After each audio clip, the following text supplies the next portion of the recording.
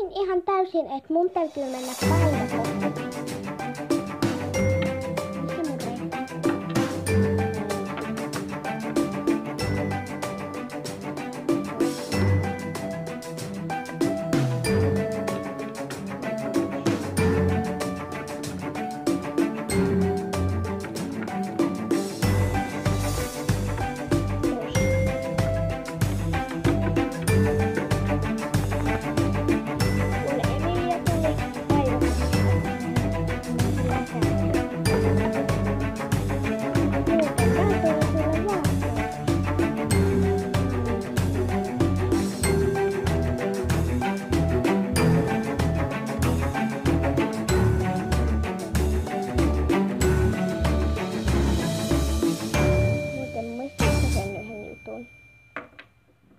Minkä jutun?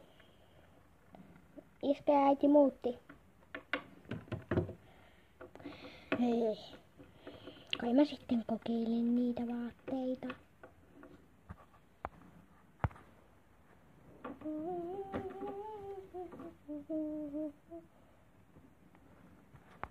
Kun ensimmäinen oli puoli.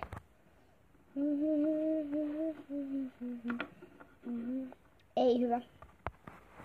Kun hänellä oli toinen laatikko. Ei hyvä. Hänellä oli kolmas laatikko. Ei hyvä. Kun hänelle ei sopinutkaan mikään pikkusiskon mielestä. Hyvä.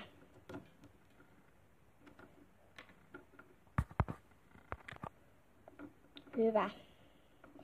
Eli kiitti kun katsoit tää video.